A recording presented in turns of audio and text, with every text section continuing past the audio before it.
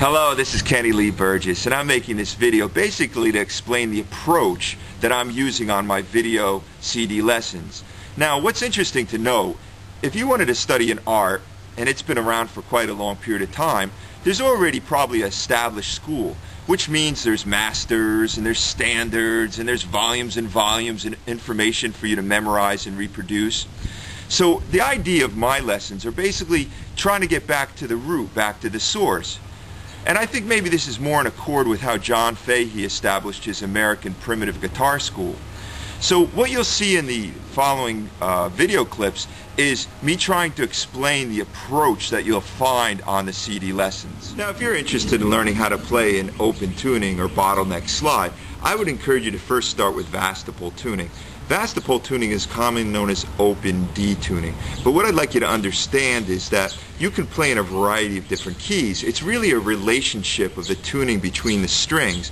So it's kind of like a staircase. You know, stairs 1 through 10 are the same spacing as stairs 10 through 20, but they're just higher up. So really all you're doing is tuning the guitar higher or lower. So you can tune it down low to C, or you can tune it up to E, or use a capo. You can tune to open D and then use a capo on the 2nd fret, and then you're in E. And the other reason vastipole is really nice is because the way the music lays out on the fingerboard is really clear. It makes it very easy to visualize the musical theory. Now, you certainly don't have to sing to play guitar, but they actually help each other out, because the guitar will help you learn how to match the tones correctly, and singing will help you find the tones correctly. So why not start really ultra simple? One string, you know, and then also start with a song that everybody knows, like Happy Birthday.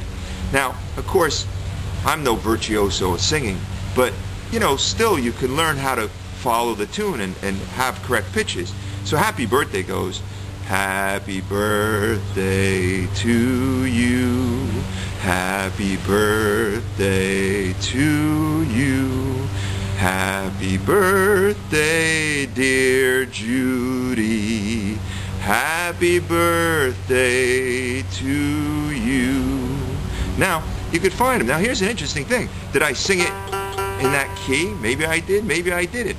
But this will help you to even get in the right key. So now, how does it sound on the guitar? How would I figure it out? Well, in the lessons, I'm going to show you various scales, which will help you understand note placement and note movement, and that'll even train your ear. But if you just took your time and figured it out on one string, it would sound like this.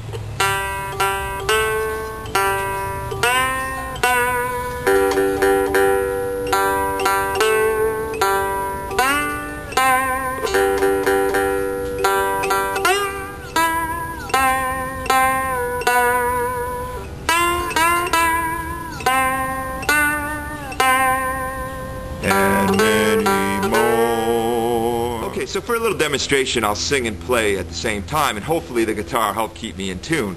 But if you notice, if you watch enough of my videos, I usually like to sing a little lower. Like for right now, I'm tuned in G. I'm G, G, D, G. I would like to maybe be a whole step lower, an F. Or instead of playing an open D, I like to tune down to C or C sharp. But I think I could probably pull this off okay. So here we go. Happy birthday to you. Happy birthday to you.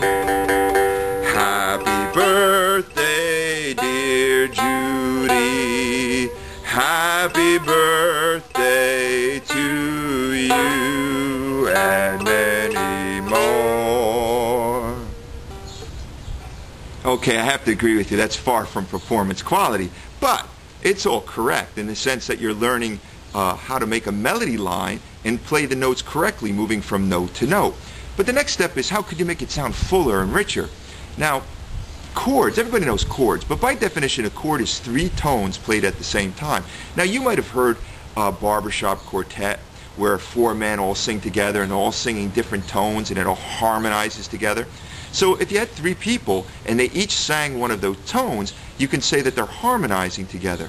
And you can take that a step back. You can say, okay, if there's 3 tones, that would mean there would be 3 different possible combinations of doing 2 tones at a time.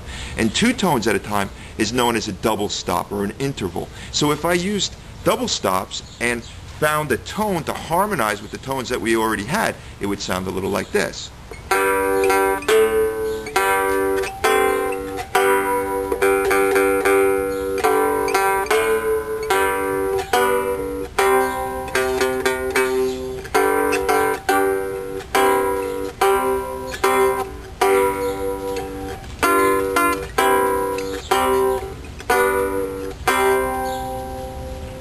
So just the point I'd like to make clear is that, you know, on the CDs I do teach songs, but the basic idea behind all that is to help you learn musical theory and apply it to the guitar.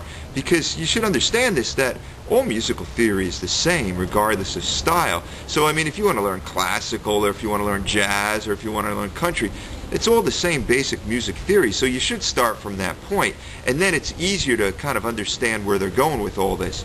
So, you know, Happy Birthday is not, you know, everybody's favorite tune, but hey, how many birthdays you've been to and people say, can you play Happy Birthday, and you can't. So, you know, just figure out tunes that you want to figure out, and then the ones that are, you know, interesting to you, that are different, your ear will be better and you'll be able to understand where it's all coming from.